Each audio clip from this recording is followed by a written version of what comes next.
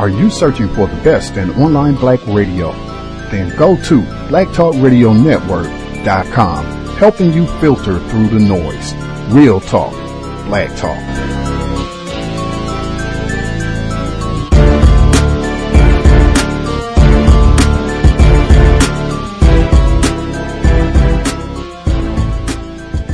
The internet is full of half-truths and all-out lies. We've all seen them, and many people on social media complaining about it.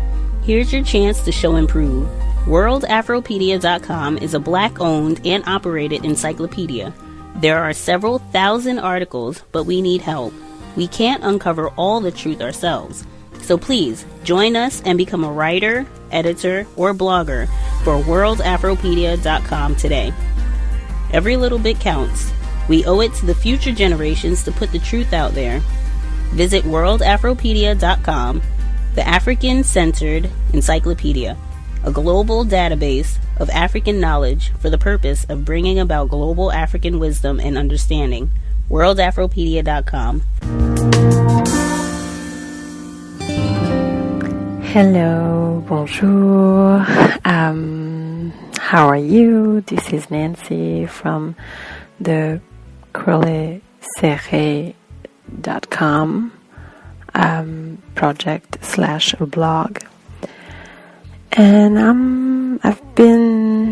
I haven't been posting any podcast lately because I was not feeling good.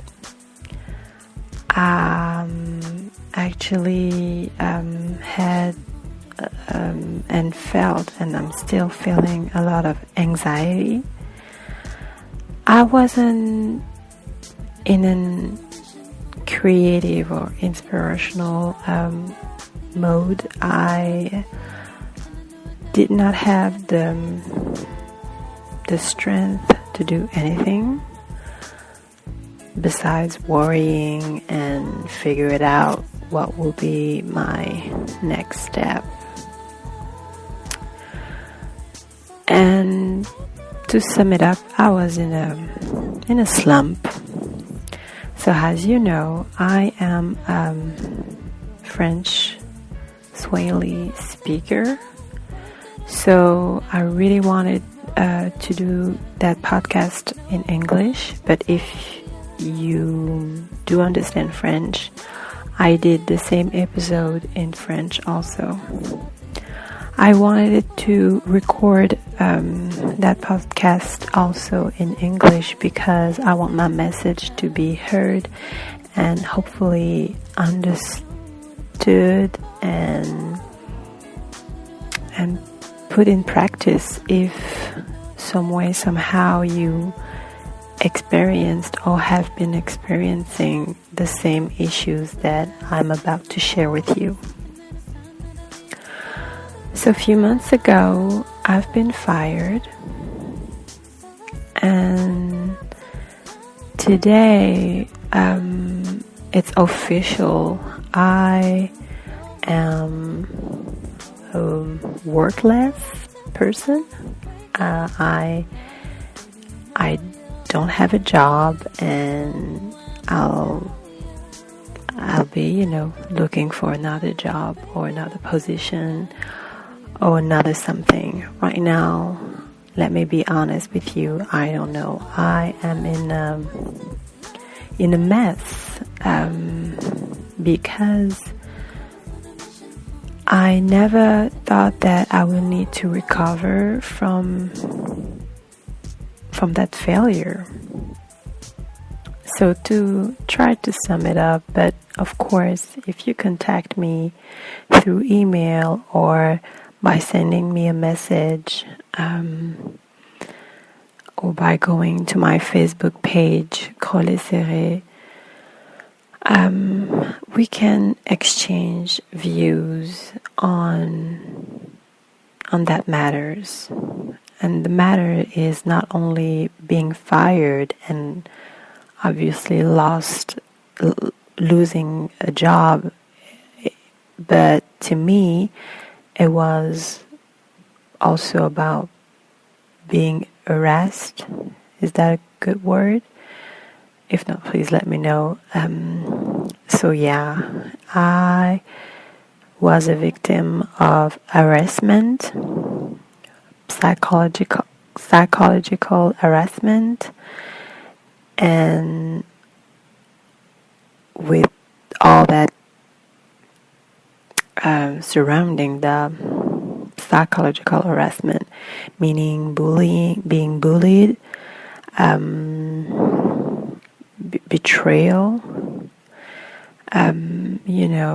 rumors, ignoring me, not talking to me, lies being spread all over the service. I did not call it harassment until I reached to a social worker, like, the people within the firm that you can go to and ask for help. So to put that in context. Context. Looking at behavior in context. Context. Indeed. Context of White Supremacy. Gus T Renegade in for another broadcast, hopefully to share constructive information on the system of white supremacy. Today's date, Wednesday, January 25th, 2017. So I have been told, number one, I know folks were concerned because they were not able to access the archive of the longest single episode in the almost 8-year history of the C.O.W.S, our live coverage of Donald Trump's inauguration. 6 hours and 30 minutes. And it took some time. Number one, it was so long, I ended up having to make it 2 separate podcasts. I couldn't even get the whole 6.5 hours as one segment. So the first portion, I think, is about 5 hours. And then the final part 2 is about the last 90 minutes of the program. But it is available. It should be in the iTunes feed. It should be at Black Talk Radio Network, Stitcher, all of the different locations where you access the C.O.W.S should be available. I posted it on Facebook as well. If you get confused or have problems, feel free to drop me an email or message or what have you, and we'll be sure that you can access it. Lots of audio. We got some of the live coverage of the protests at the quote-unquote protests, white looters and hooligans running amok in the nation's capital. We got some of the live coverage of that. We got live coverage of President Obama's final address before departing. I think we got the live coverage when he actually was getting into the airplane to exit.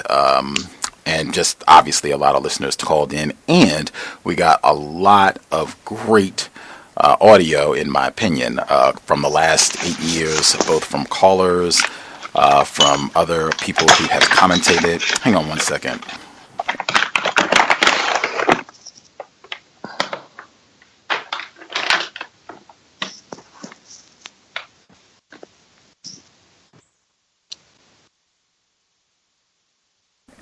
Right on. Yeah, a lot of great commentary from the last 8 years from President Obama, some of his speeches, some of the commentary that we've had from listeners and folks who dialed in over the years. So definitely something I'm glad we were able to do. Again, I felt, like we had done something being on for 6.5 hours, and then I saw the Young Turks did 11.5 hours of coverage, which I do think is insane. I certainly do not think that was worthy of taking a half of a day to talk about Trump or anyone else being inaugurated. But 6.5 hours is there, and I think we put in some constructive, I think it was a constructive retrospective and live time analysis as things were happening.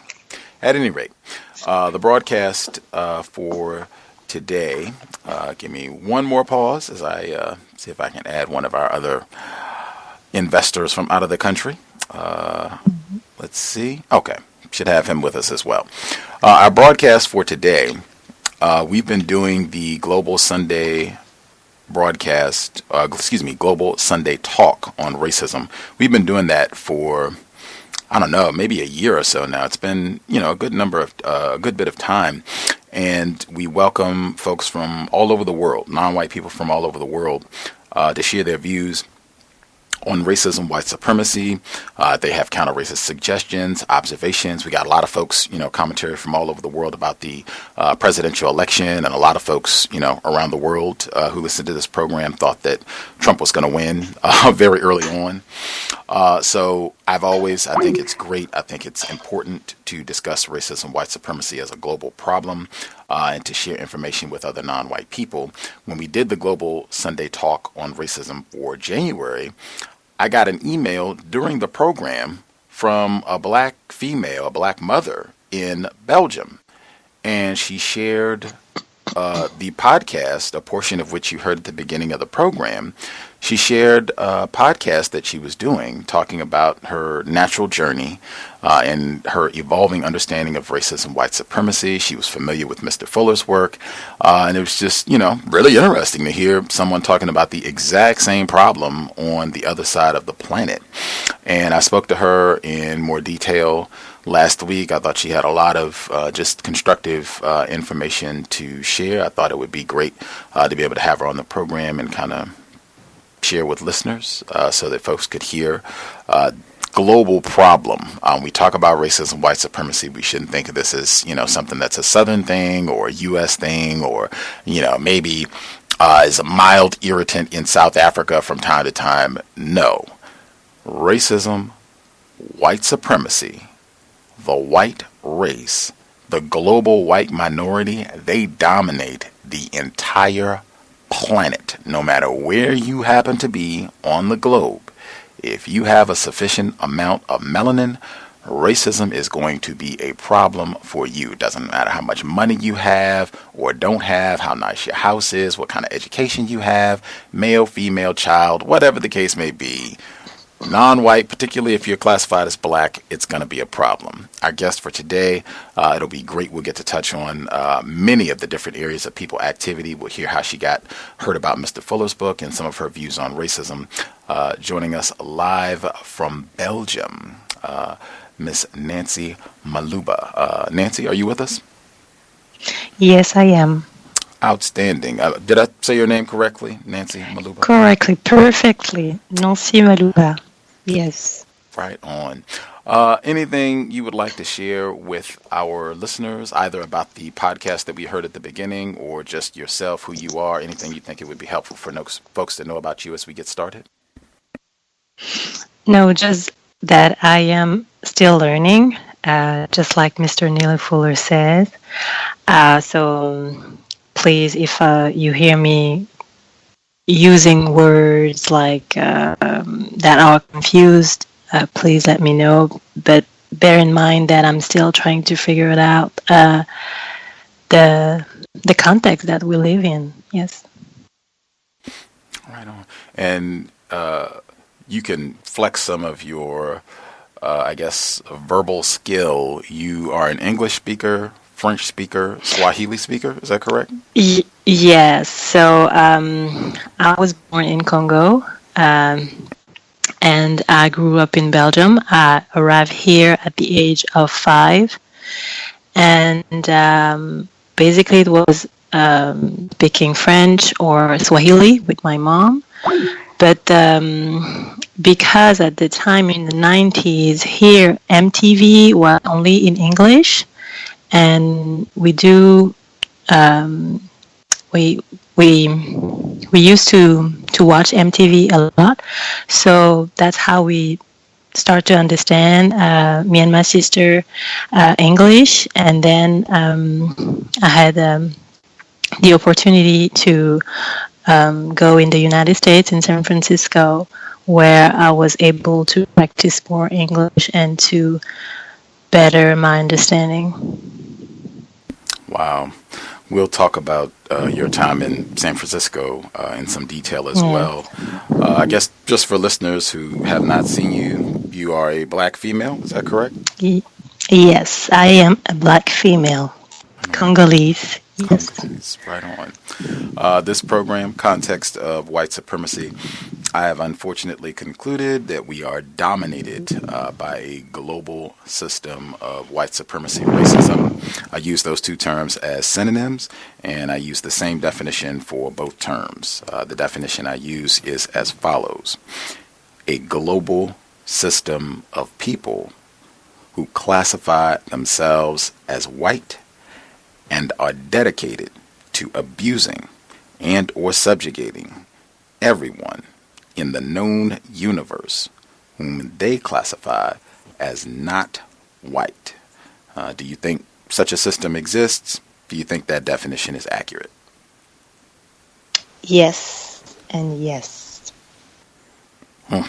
Concise. Always love it when we get that. I guess to start, what age specifically did you arrive in Belgium? So I believe I arrived in Belgium around 5. Wow. I was with my sister, but my mom was in Belgium because my parents divorced when we were younger.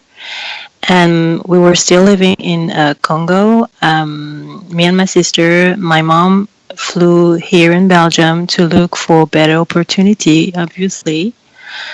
And we came here in the 1990. Yeah.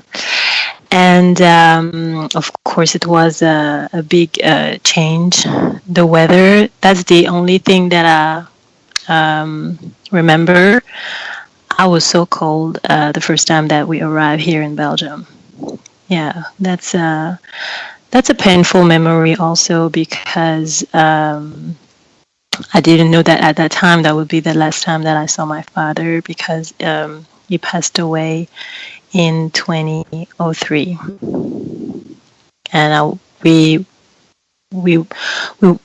didn't went back in the Congo before. We just went back in 2012 for the first time. So after 20 years leaving our country. My condolences for your Thank father. you. No, that is difficult. And I can certainly empathize with the trauma of cold weather as someone who I really despise cold weather.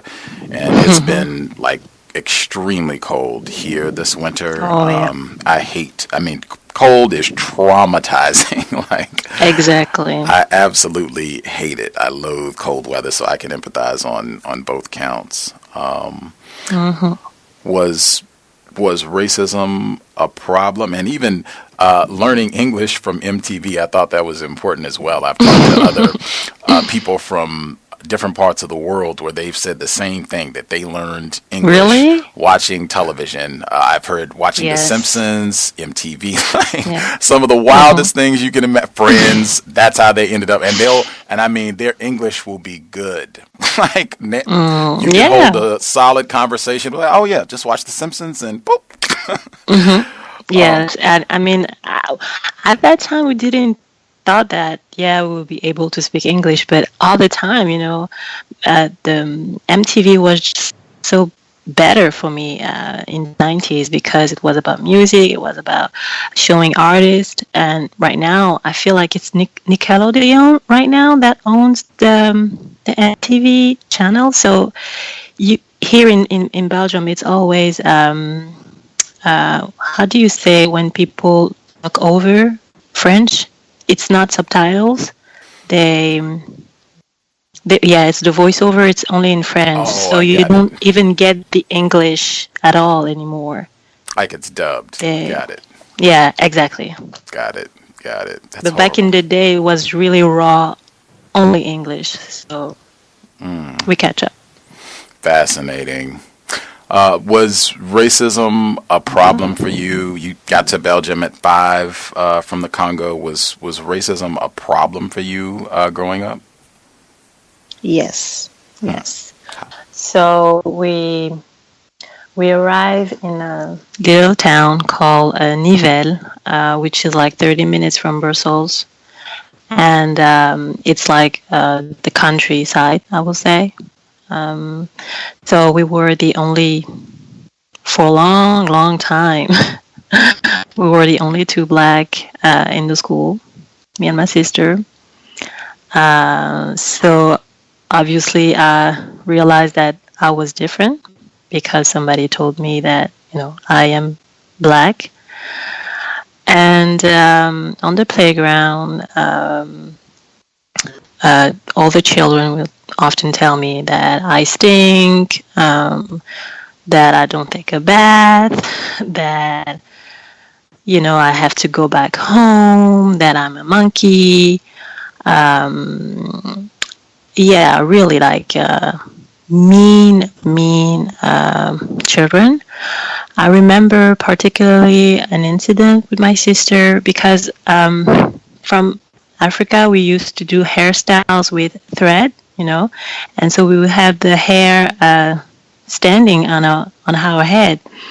And my sister had that because my mom, that's what we used to do. That's the traditional hairstyle for girls, for little girls. And my sister came back from school, and she was crying, and she was telling to my mom, "Don't make that hairstyle ever again," because people assume that it was how do you say that? That it was like spaghetti or something like that. They really make fun of her hair because for them it looks like foods or something like that. And from that day, my mom decided to only do braids, which in the long term was bad because it cuts the hair, especially in the front. So we get that habit of doing braids all the time on an early age, and that was damaging for our hair. But, it was like, if I don't do that, then people are going to make fun of your hair, like, oh, it's funny, your hair is funny, and, so very, very early on, we had to deal with racism. But we didn't know what it was. We just think that was just some people, being mean. Wow. The hair issue is going to come up again during this broadcast, but that should be very familiar. One question I wanted to ask, based on your understanding of racism, white supremacy at this moment, January 25th, 2017, reflecting on the conduct of the white children that you were around in the 90s, who teased you about your hair and said that you stink, you need to go back to Africa, called you a monkey. Do you think those white children were ignorant about racism? No. I think now reflecting, I think that they knew, because to me, I didn't know that I was black before somebody came and tell me that something was wrong with my color, something was wrong with my hair, something was wrong with my nose. I did get a lot of insults about my nose being a child. Yeah. So I know that they are not ignorant. They were doing that on purpose to mistreat. Context of white supremacy. I feel like, I don't know where our listeners, their understanding of world history and as it relates to the context of racism. It certainly we could do this in workplace racism. Nancy talks about some of her experiences there, but I think it would be good to have that information early on. Just if you could kind of give, it doesn't have to, this isn't a full history class, but I think it's important that listeners know about the relationship between the white people from the area of the world known as Belgium and the area of the continent known as the Congo. I think that's very important as we move forward in this conversation. Just what information would you like to share with listeners about the history of that terroristic relationship? I would like to say that for many centuries, on the continent of Africa, in the country known as Congo, we've been first it wasn't a colony. It was first a private property of the King Leopold II. So he decided that he wanted a piece of the African cake, and by accident, or by searching, not by accident, because he really, really wanted a piece of that cake. He had the Congo, and just like your own garden, you do whatever you want, and he did whatever he wanted. And that's the moment where the cutting hands started. Then he died, and in the 19th century, the Congo was given, put that in brackets, to the Belgian government, and they tried to shift the narratives and say that now we're going to do things better. It's going to be like the best colony that you will have. We're going to teach those savages, put that in brackets again, that they can be civilized. But then they discover all the minerals, because at first it was only the rubber that was discovered by them, and that was a big interest. And after the Belgium took back the colony, it was about diamonds and other minerals that could benefit Belgium. We took the independence in the 1960s with Patrice Emery Lumumba, but that's a lie, since I will say the first man that owns Congo, Leopold II. I mean, we've been in a total disaster. The country is suffering now from the colonization. People are lost. I was there in June, and people are still in the Jesus coming back. Yeah, to sum it up. Wow. Jesus is coming back. Yeah, kind of mine. To tell you how much they are not thinking any further. It's all about going to church and giving all your money, so Jesus will save you. Devastating. The system of white supremacy. We have, or I guess number one, I could even pause since the monkey thing is constant. We've been talking about that with all of the. I'm so glad the Obamas are gone, because now I don't have to see any more racist monkey images about Michelle and Barack Obama. But Adabenga, I think, was just the anniversary, or I think it's close to the anniversary of when he committed suicide, but he was from the same area, the Congo as they call it, and they brought him here and put him in a cage and just, terrorized him some more. But folks can check out, there's lots of literature. I mean, this is a historic example, all of them are, of racism, white supremacy, but I mean, they terrorized the black people in that region of the continent so terribly.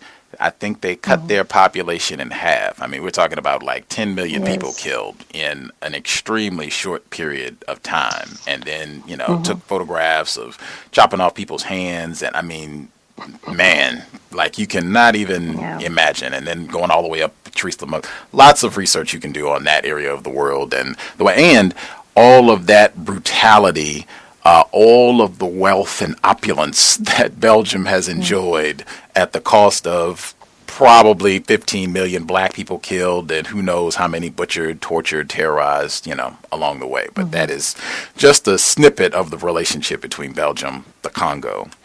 Back to you, and I guess was any of that discussed? Because you went to school in Belgium, so was any of that discussed while you were in school? So, again, I was just here in Belgium living my life, and at school, I was 17 when, for the first time, it was mentioned in the history book. Just one page. Just one page. And after that, at college, we did, I would say, discuss, but basically it was the teacher giving her point of view, saying that Mobutu was a bad guy, that Belgium did everything they could to help Congo, and she will always look at us when she was saying all those kind of things and assume that we will know everything about the African in general story. And we didn't. I mean, I was really ignorant about my story. And I want to mention that today in 2017, it is still a discussion that we don't have on the public space. Yeah, we all know that Belgium colonized Congo, that there was that thing with the cutting hands and everything, but it was just back in the days. Now it's okay, it's all fine. You guys are free. So it's still like nothing happened. Get over it. Very common refrain when talking about the terrorism and rape of black people anywhere in the universe. Get over it. That happened a long time ago. Tired of your complaining, you lazy, trifling, good for nothing monkeys. Exactly. So you get to Belgium at 5, go to school, endure the racism as a child from these young racist hooligans. You end up, as you get older, going to San Francisco to be an au pair. How did that decision take place, and what was that experience like? So I finished school in 2010, and again, me and my sister really wanted to have the American experience, especially me. I wanted to go into the United States and be able to see what I was seeing on TV growing up, like all the stars, because everything feels and seems to be better in the United States. And it was also the country of Martin Luther King. I was just amazed and really like, I want to have my American dream also.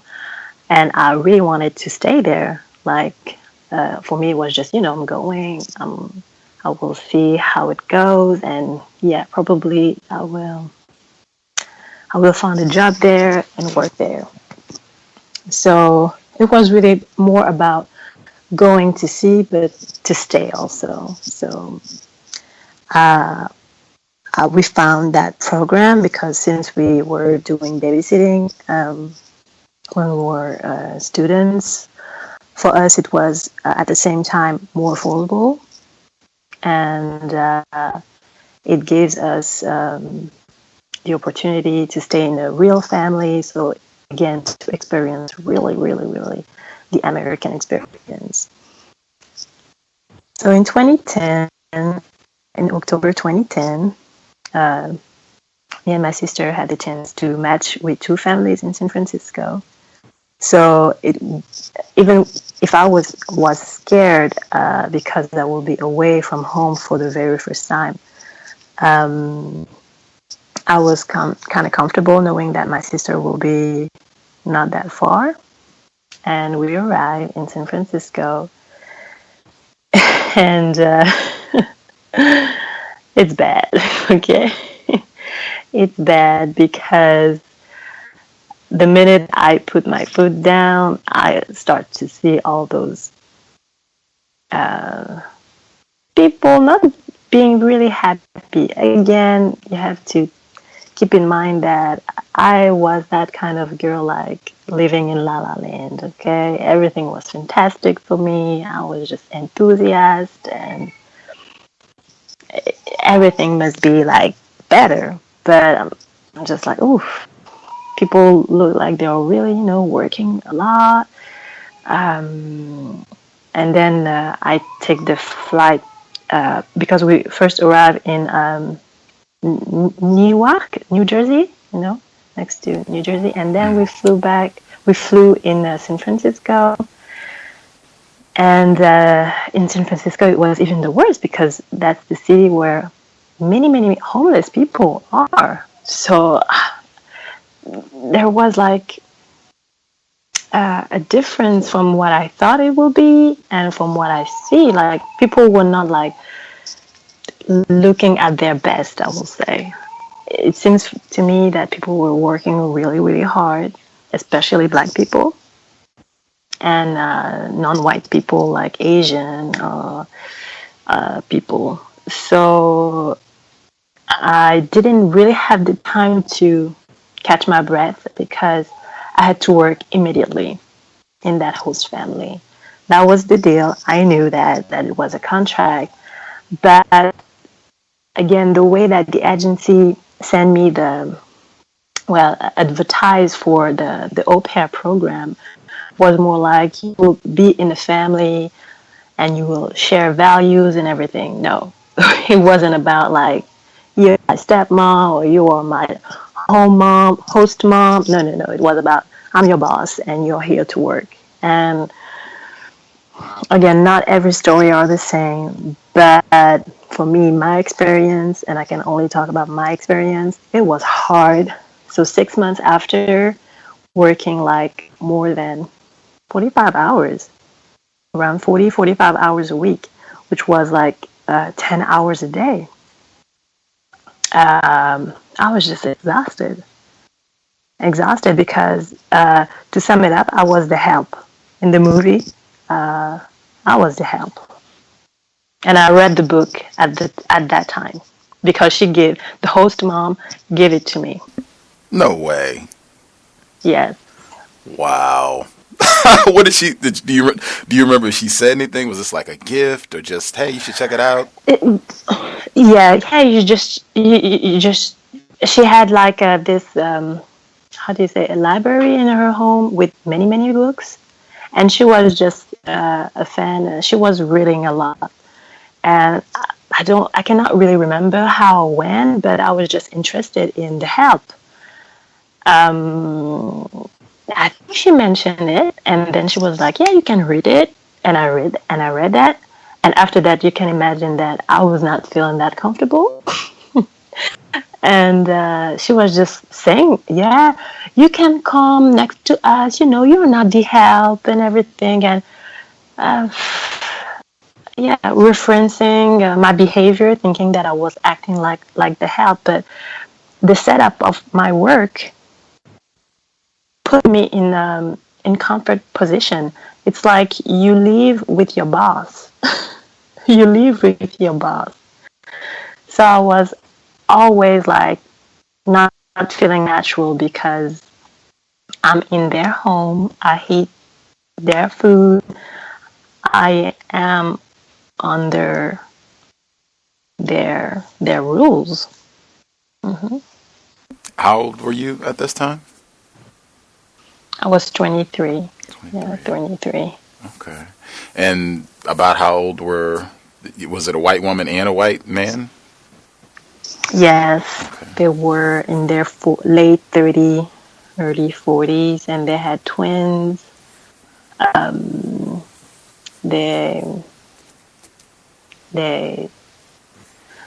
I worked a lot. It wasn't good because after 6 months, I asked for a rematch. And when she did have the call with the coordinator, she was just like, how come she's leaving and everything? I don't want that kind of au pair again. And the coordinator said to her, if you don't want that kind of au pair again, you shouldn't put her on over hours working. She was breaking the rules because you cannot be with children on your own with more than 10 hours. And sometimes they will go during weekends, and I would have to to be with the kids. But the way they set things up, it was, oh, you are at my mom's house with the kids. But the mom, so the children's grandmother, wasn't working. I was the person in charge. So with her thinking that, I was just like, so okay, I can leave whenever I want then if I am at your grandparents' your parents' home. And then she wouldn't have anything to say, but that was the kind of thing that I was in. And after 6 months, I had the opportunity to find another family. The working hours were okay. She respected that because I really demand that, not working more than what I should. But the context of the family was, again, you live with your boss, and it's just what it is. So at that time, I was just focusing myself on visiting the United States whenever I had the opportunity, and, learning and growing, which I did. San Francisco was the worst, but yet the best experience of my life, because I was exposed to yoga, to well-being, to organic food. I had access to many, many, many documentary. So yeah, it opened my mind, because one of the things that I want to say is I saw for the very first time a documentary called Born in America, with the babies, and they were giving that protocol to the moms to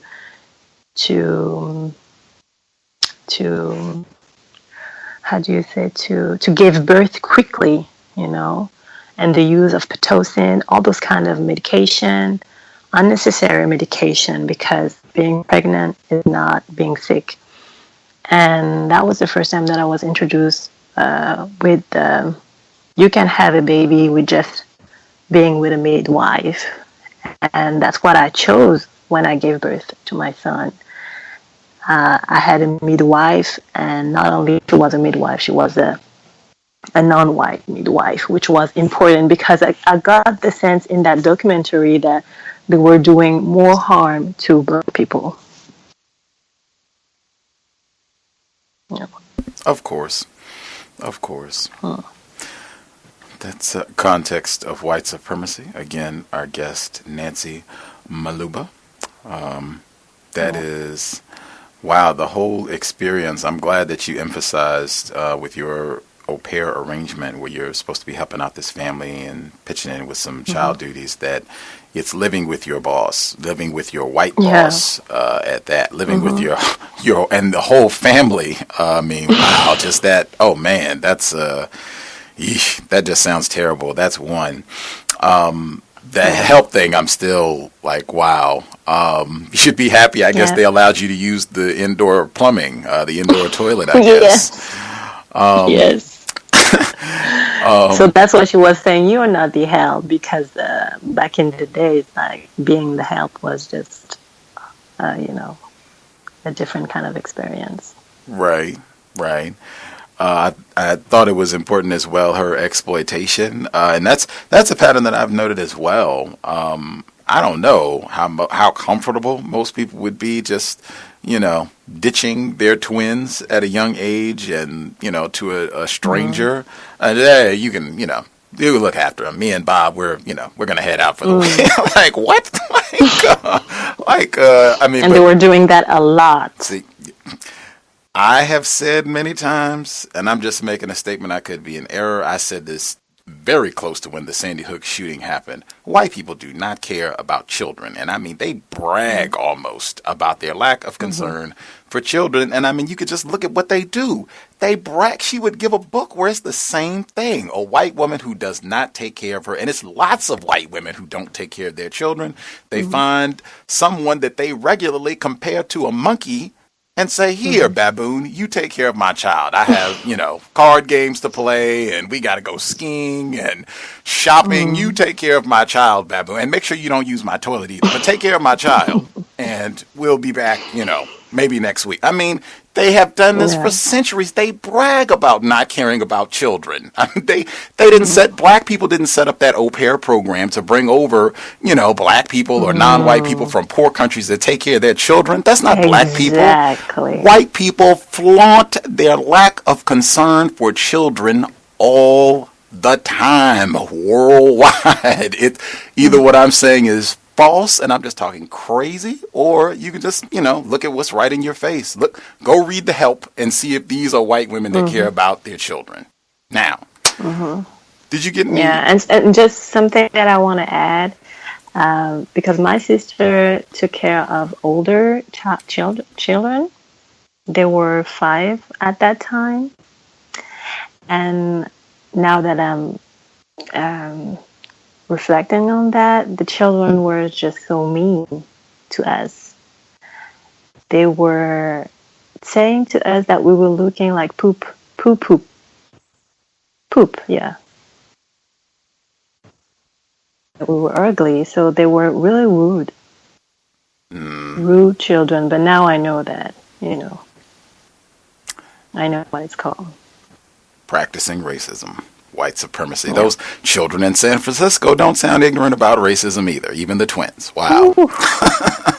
Wow. Did you get an opportunity to have contact with African Americans while you were in San Francisco?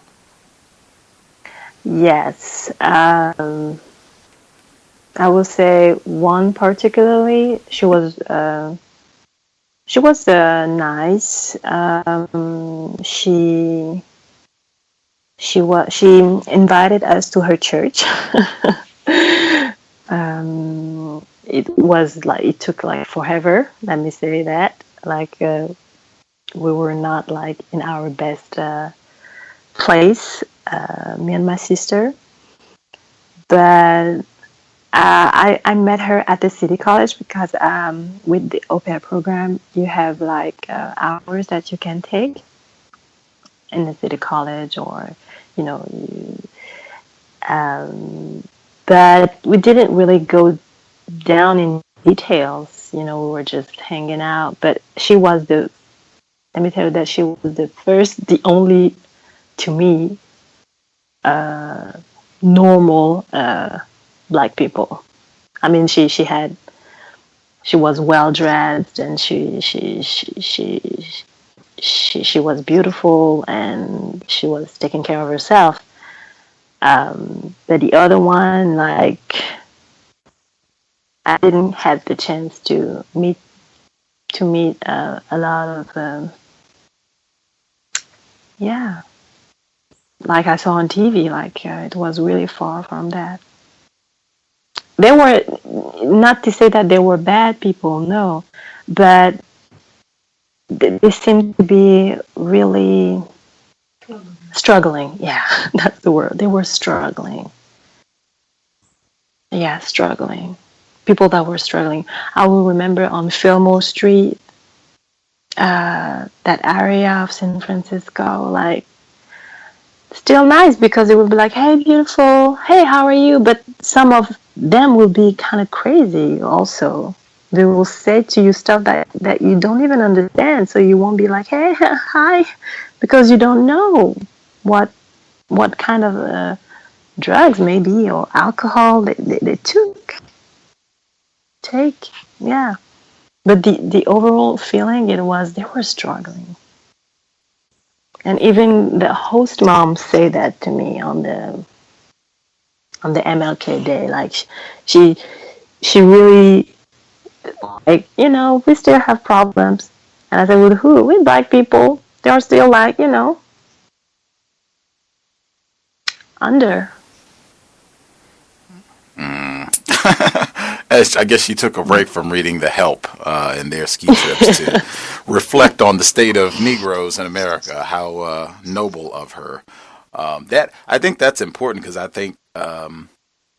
think individuals classified as white in this part of the world, I think they've done just a phenomenal job projecting the image, and especially now with former President Barack Obama. I mean, hey, African Americans are doing wonderful. These are the best Negroes in the world. Look at it. We've got a president, and they're making money, and Rihanna and Jay-Z. I mean, they have done a great job broadcasting that image to the rest of the world. Exactly. And then when you get here, it's like, oh, that is way, way far from the truth of where black people are. Exactly. Wow. How long were you in the States before you went back to Belgium? I stayed for a complete year. Wow. Yeah. Okay. So I had the chance to go in New Orleans, and it was the same. Black people were struggling. We went in Miami. To Miami, struggling. I mean, the only it was in LA where we saw black people that were not struggling as much, but it was day and night. It was during the night, so maybe they were dressing up to go to the clubs, or I don't know. But there seems to be more like enjoying life, I will say. And the other was just, especially in New Orleans, we were just here hanging out. Yeah. Wow. That kind of feeling. And we went also in the Caribbean because we, at the end of the program, me and my sister, we had 2 weeks vacation paid from the au pair program, and we decided to also go and close our year in the Caribbean. And again, it was the same feeling, like struggling. And I remember asking myself the question, because we were on Virgin Islands, and it's from the British, St. Thomas, it's from the British. Like, is there any part of the world where British or French are not? Because they are everywhere, even in the Caribbean. You can still have the influence of the colonization and the domination. Absolutely. Global problem. So you spend a year, and even to be in New Orleans that close to when Hurricane Katrina and the levee failure, things got dramatically worse for black people in that part of the world shortly after your departure. You spent a year in the States, were able to do some traveling, black people suffering worldwide.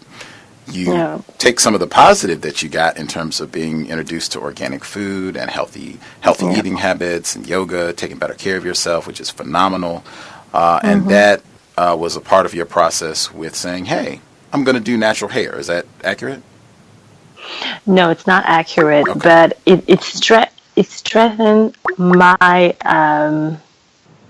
what I had before going in the States. I was always attracted by natural alternatives. And so in 2005, I started my natural hair journey. I didn't perm my hair anymore. It was a struggle because at that time, being natural was not that popular. So it was through many trials and errors that I started to know how to take better care of my hair. So going in San Francisco in 2010 was even harder because the price of the hair salon was really, really, really high. Like an example, just for getting regular braids, I had to pay like $17, and it was the cheapest. I had to search a long time, compare in Belgium, where you just have to pay 25 euros. So even for my sister, and she wasn't natural. She went natural in San Francisco because of the price of getting a weave or wig. And again, at that time, being natural wasn't that popular. So even on YouTube, it was okay, but not now, like when you have like thousands and thousands of Bantu knot tutorials or how to do your braids by yourself. And so my sister started her natural hair journey. I was already in that natural hair journey, and I was just getting more and more comfortable with my hair. But since I didn't have the time and energy to spend on my hair, I started a lock journey the the sixth last month of my stay in the United States. So when I came back, I had all those information about organic food, about hair, about how to take care of yourself, and I reject everything from meat. I started a vegan, vegetarian journey also in the United States while I was in San Francisco. So I was just really rejecting every chemicals. I was just 100% natural, I will say, drinking only water, because I was exposed to all of those documentary, and again, I was seeing the benefit of getting healthy and taking care of yourself. So when I came back home for my mom, it was like a total change. Like, what happened? Before going, I was just that girl that was always snatched, makeup on. I was ready. I was just like so a girl. I was just like a girl. And when I came back, I was just like, this is bad. Those ingredients are toxic. I only eat like fruit and vegetables and drink water. And I don't eat meat. And she was just like, no, I want my daughter back. The one that is cute, those locks, you look like a homeless. Yeah, you look like a homeless girl. It's not pretty. What are you going to do? Because at that time I was engaged. What are you going to do? And as a Congolese, or maybe other people from different countries in Africa, we don't have we have like a ceremony, like a traditional ceremony for engagement. So it's all about being like super pretty and looking like a princess, like Tiana princess in the Disney movie. And I was just not that girl anymore. And it was like extremely painful because for the first time I wanted to be to reject everything that I was that I used to believe in putting makeup on and eating all those sugar and everything. But the reaction of my family, especially my mom, was extreme, and it was to a point that I did take down my locks. So I stopped my lock journey, and I was influenced by what she was saying, and I couldn't deal with that pain also, because I would say after the United States I was depressed, a lot depressed, because maybe I saw that what I was seeing on TV was just a lie, and the workload was extreme, and again living with the boss is just an experience that I don't recommend when you don't know how to put the boundaries and limits. And at that time I didn't know how to put boundaries and to take care of my space. So I was really vulnerable, and again, now I wasn't a student anymore. I was demand to find a job, like to get in the real life. And that transition hurts me, and I had to deal with that also. Context of White Supremacy, Black mental health, very important, and particularly, I think a lot of people can relate to that when they have, attempted to do natural hair and, say I'm not gonna eat a lot of crazy foods, or I'm not going out and partying and that sort of thing, and having close family and friends, not accept or have a lot of questions, or want you to go back to the way things were, where they're not necessarily supportive of your new outlook, your new views and behaviors. I think a lot of victims can relate to that with regards to counter racism and many of the things that you described. Like I said, especially the natural hair. I know we have a lot of folks that can relate to that. I guess in terms of the impact, you said just the workload and kind of realizing that it was all a lie, what you had kind of thought was true, what you had seen before, and just the whole experience, the trauma of what you went through in San Francisco, that it really impacted your mental health. Yes. What sort of things did you try to do to get your mental health back?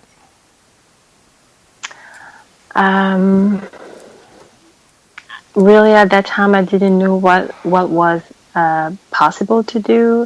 But I do remember that my sister was trying to push me, saying to me that, it's going to be all right. You just have to find a job and get back to finding, and get your life together, and that would be okay. You don't have to worry. And I remember another friend told me the same, like, okay, now the study is done.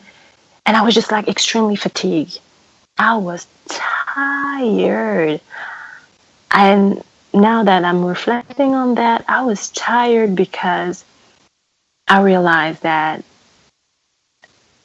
again, life will not be easy for me. Didn't know how to put that in context at the time, didn't know that it was racism, but I know that it was that the lies were just starting to come. And I wanted to pretend a little bit. Okay, I just have to put makeup on and it's going to be all right. I just have to find a job and it's going to be all right. Which I did. I did find a job, part-time job, and I started to work at the Museum of Central Africa. So the Museum of Congo, right? They just changed the name, but it's still the same. And I started to work, so I didn't really have the time to think. But at that time, after coming back from San Francisco, so it was November 2011, and my first day at job in February 2012, I had that time to think. But I was cut in my thinking and started to work, and I just went with the flow. Still trying to protect my space, I will say. I will say, but because having a mom, especially mine, she's still being like very, she wants to make sure that I am the Nancy that she used to know. So she was really like, you just have to do that kind of hairstyle. You just have to work to find those kind of clothes, and you're gonna be all right. In life, it's just about how you look, not what you feel or what you think. Life is hard, but you just go with it, and it's gonna be fine. So, yeah, speaking deep and start to ask questions like, what it is that it's just, is that a feeling that it's hard? It's harder. But it's just like, yeah, no, we know that it's hard, but it's okay. It's okay.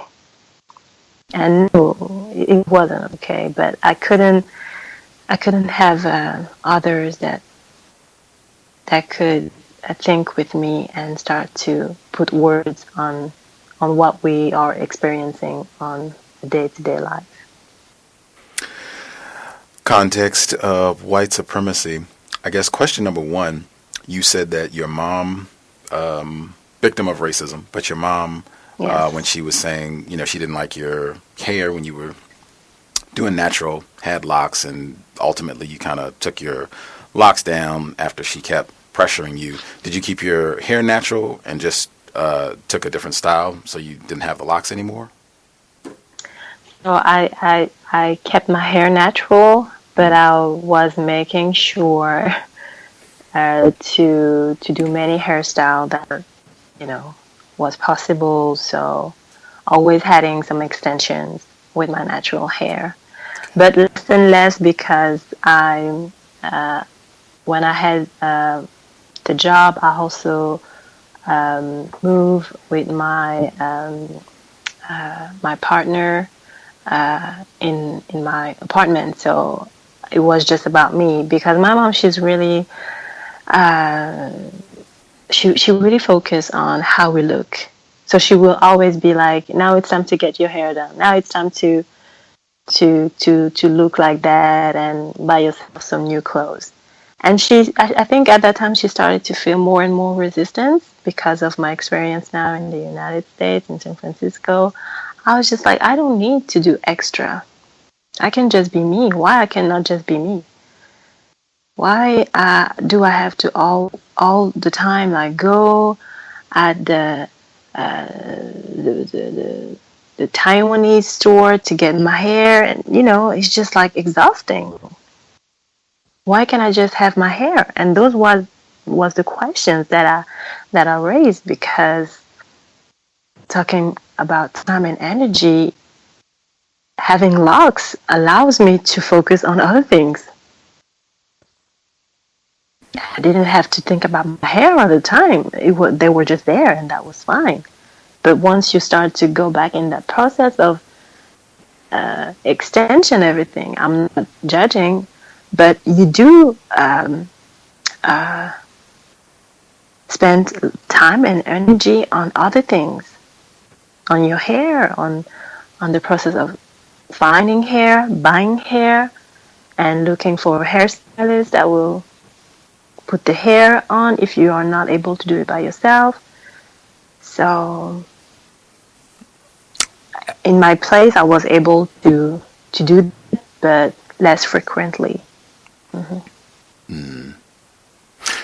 That right there, time and energy. Mr. Fuller talks about that a lot, and even specifically with hair, that we as Black people, we have so many problems because of racism, white supremacy, that we really, as it relates to really hair and a whole lot of other things, sexual activity, and a whole lot of other things, that we should really be trying to minimize how much time and energy we spend on non-essential things, given the magnitude of the problems we are facing. Speaking of one, Neely Fuller Jr., and folks need a code book or a word guide, hit the website producejustice.com. You eventually found out about Mr. Fuller and even got a book. How did you find out about the work of Neely Fuller Jr.? So to sum it up really quickly, I found the work of Mr. Neely Fuller on YouTube. So because, you have to imagine I've been fired and here I am traveling with my mom for the first time in the United States and my sister. And, during nighttime, I will listen to videos on YouTube. And once you start to follow or to look for certain type of videos, and for me it was more about self-care, self-respect, conscious Blackness and everything. And he will be like, up next, video of Neely Fuller, what is racism? And the video was how to be successful, I think, of one of them. But I think that's the one that really catch my attention, because in that video, in that clip, he says, to be successful is to recognize your weakness first. You have to recognize your weakness. And I was like, yeah, that's interesting. And then I started to listen to and he was dropping some knowledge to me. Like, that was the first time that he was speaking on what I can do, you know, because we all know the problems that we have as Black people dealing with racism, white supremacy. But what do we do about it? And I was feeling helpless at some time. Like, I don't want to watch any program relating to to telling me more about how slavery was, or those kind of movie, because it's always the same, and I will feel like sad and emotional. And for the first time, it was just telling me things that what you can do about it, and be more solution oriented. And I listened to it like for a solid month, videos on YouTube, and then I discovered that he had a show on Talk 10 Minute Radio every Wednesday, and I started to listen to it. And then I was just like, okay, I need the book. I really need the book. But on Produce Justice, it wasn't possible to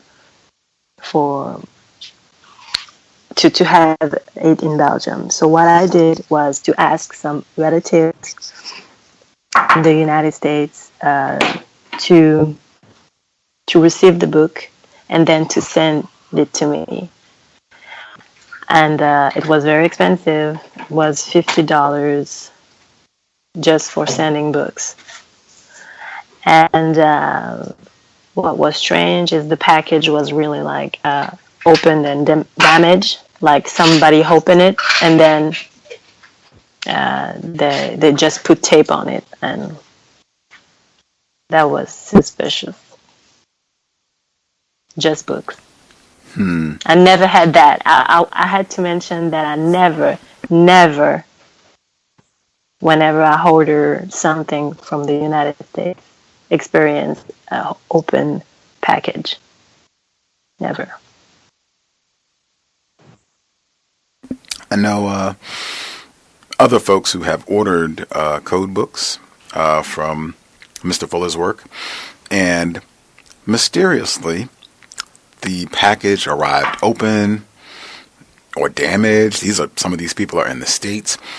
And Moses Malone, he was a guest on the program a couple years back. He's in England, and he wrote a book about racism, and he mailed me a copy. He was to review for the program.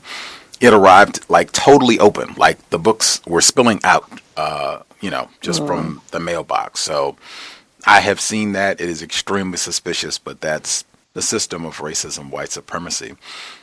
So you go through all this trouble, get your family or friends in the States to mail the books to you at this great cost and everything. You get the information. Do you attempt to share your new ideas about racism with your family? Of course. I'm like, this is true. We have to do this and we have to do that. And I start to talk more and more about that.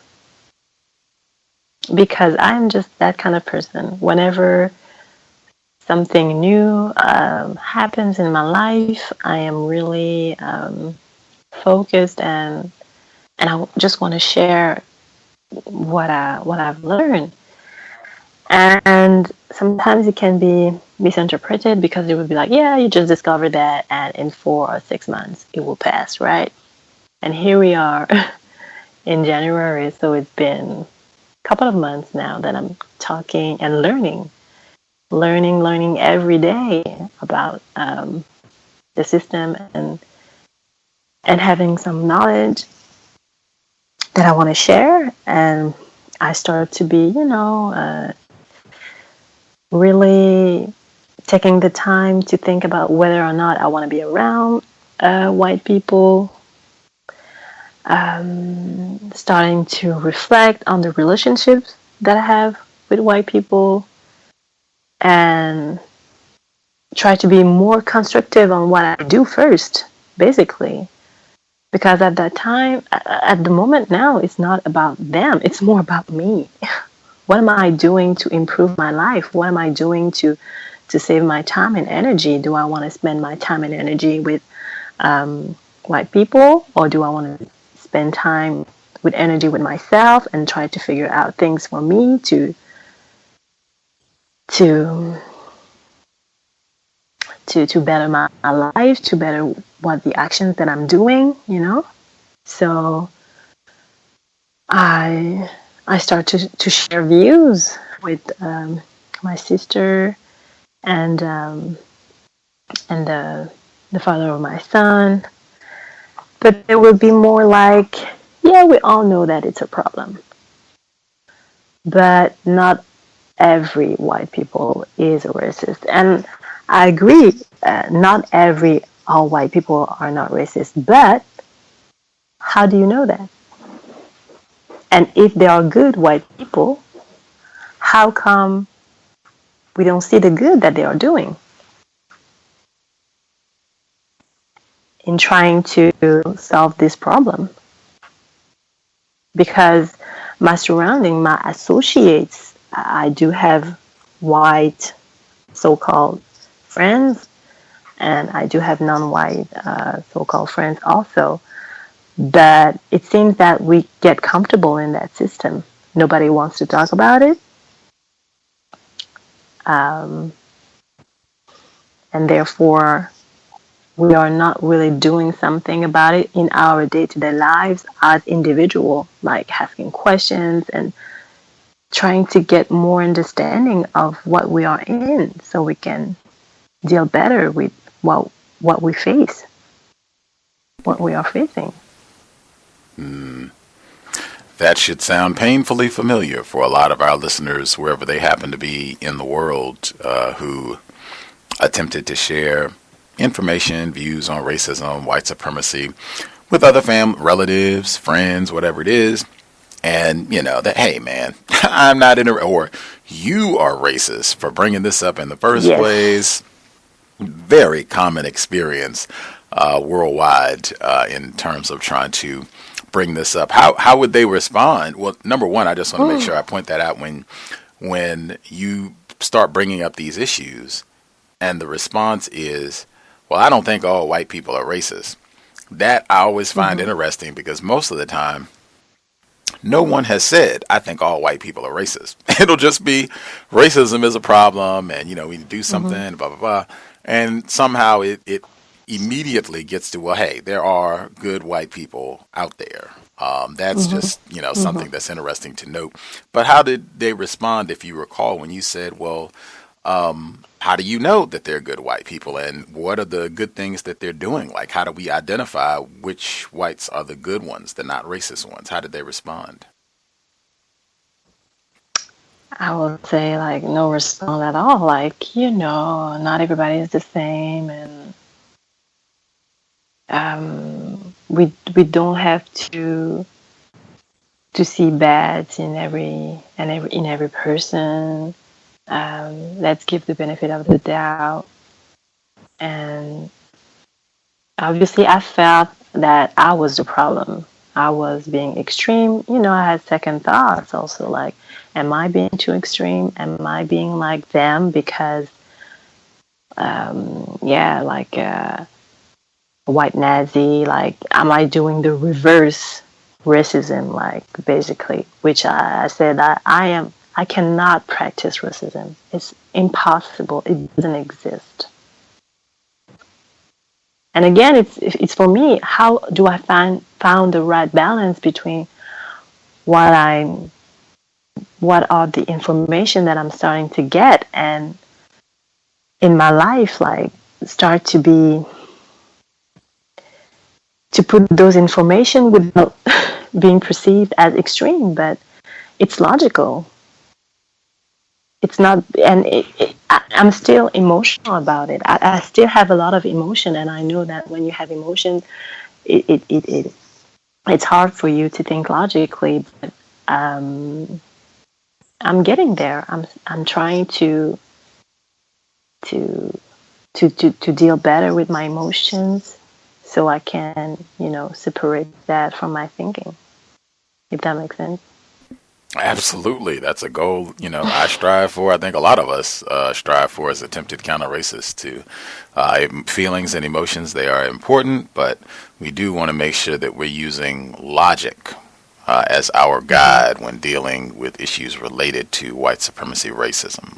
Not that feelings aren't important, but we do want to make sure that logic is helping us figure out what we're going to do, say, how we're going to respond to try to solve this problem.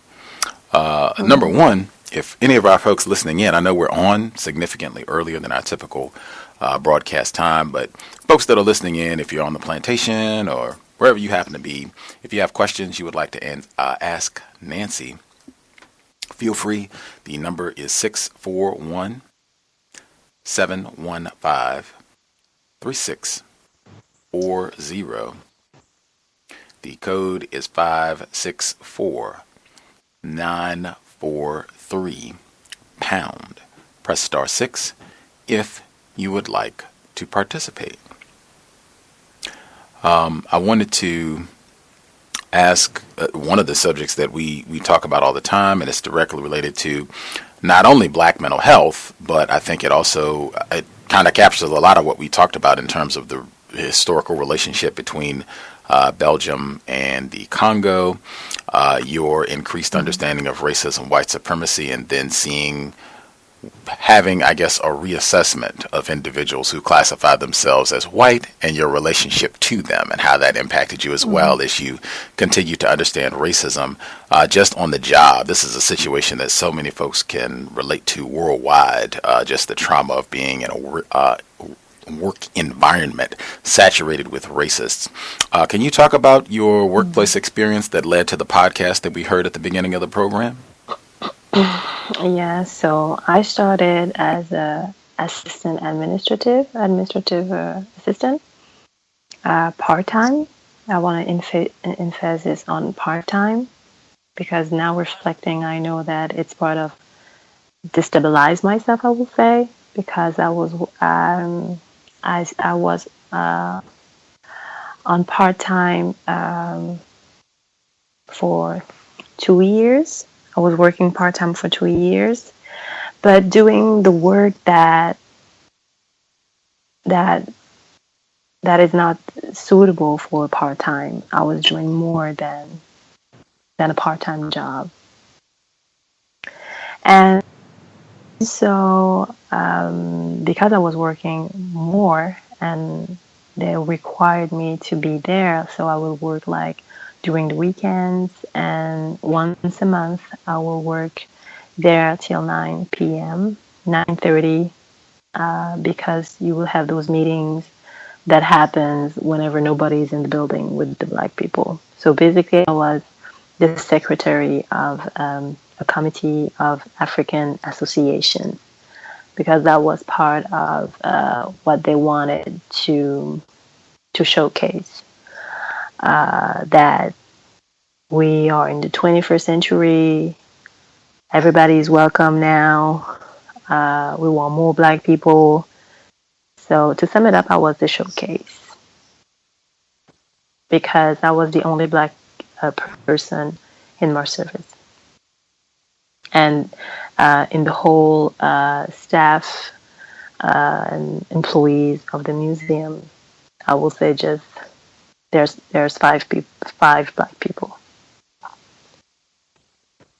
For a museum of Africa, it's kind of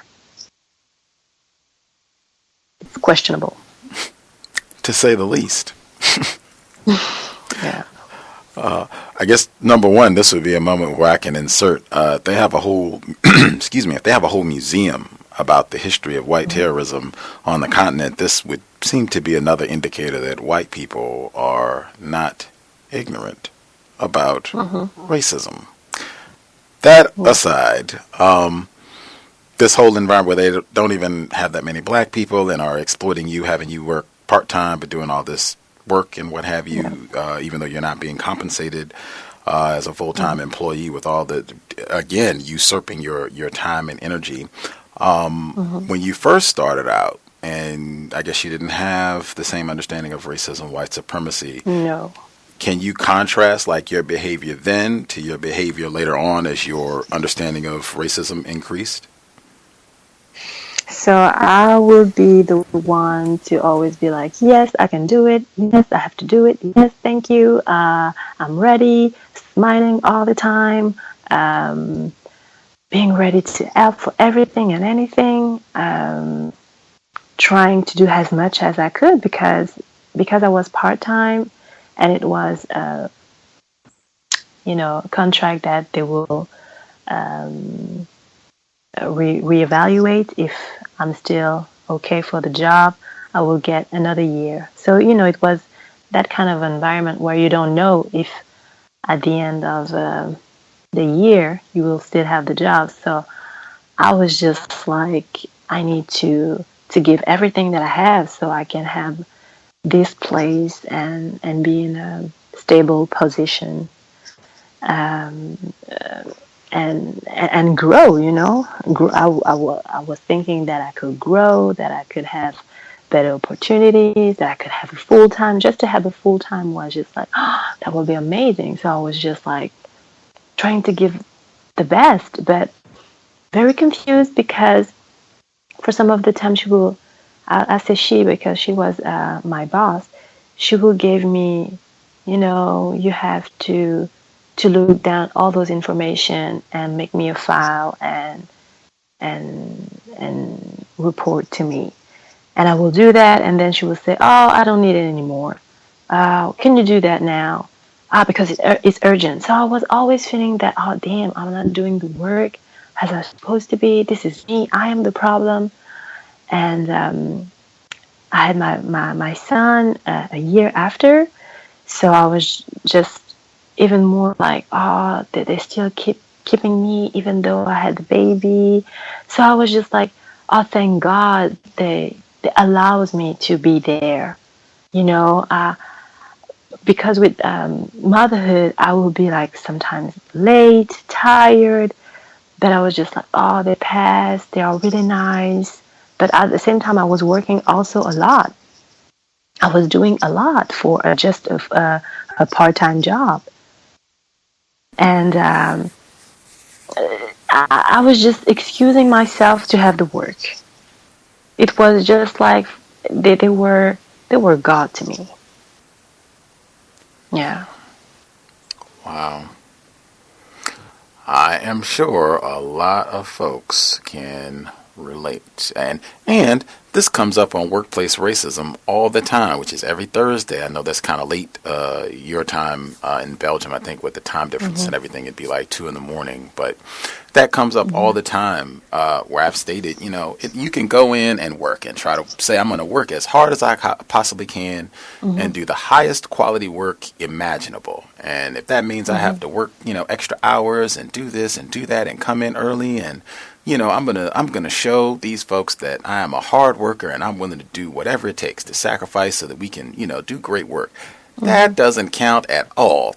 They are not interested in at all. Oh, this is a hard. You are still monkey, ape, yes, nigger. That's it. And we'll use you for whatever we can get, and then hit the road, monkey, whatever it is. That's exactly how things tend to go worldwide. And, again, I'm making a statement. I could be in error, but I think if you tune into Workplace Racism, which is every Thursday, 8 p.m. Eastern, 5 p.m. Pacific, you will see that pattern where a whole lot of black people have said that they went in and worked hard and were diligent and dedicated. And we just had a black female who said she observed someone who was her mentor on a job who had worked for decades at a company and did all this quality work and helped her along and devoted so many years of service, and they demoted him to a janitor. Couldn't even, hook him up with a nice retirement package. Maybe he gets to retire a year or two early for all that. No, we'll just give you a mop and put you over in the corner there. That's about what you can expect in the system of white supremacy. Exactly. We had some folks who dialed in with questions. I want to make sure I don't miss them before we get to some of the other areas we want to touch on. The caller at 8910. 8910. Did you have a question for Nancy, live from Belgium? You should be with us. Yes, I do, and I'm actually driving. Can you hear me okay? Yes, yes. There you go. Good. Thank you so much. Thank you. I'm a black female here in the U.S. I missed a lot of the programs, so I just had a couple of really quick questions. I'm a mother. I have two children. One son. He's 5 years of age. I wanted to ask how many children do you have, and what are their ages and their gender? So I have a black boy. He's 4, and I just have one. Yeah. And is his father black as well? Yes, he's black, brown. Yeah. Yeah. Okay. I have not traveled to Belgium at all, but I just wanted to ask a couple of questions. Your son may be young now, but does your son watch television? Yes. His father is more like low-key. It's okay to let him watch 1, 2, 3 programs. I'm trying to be more cautious about what he does watch on TV. So for now, he's just watching we got Netflix not too long time ago in Belgium now. So we only chose the program from Netflix, but he doesn't watch regular TV. Yeah, the reason I asked that, and from what I've read in Gus description of this program, became more aware of racism and that. I was filming about under a year.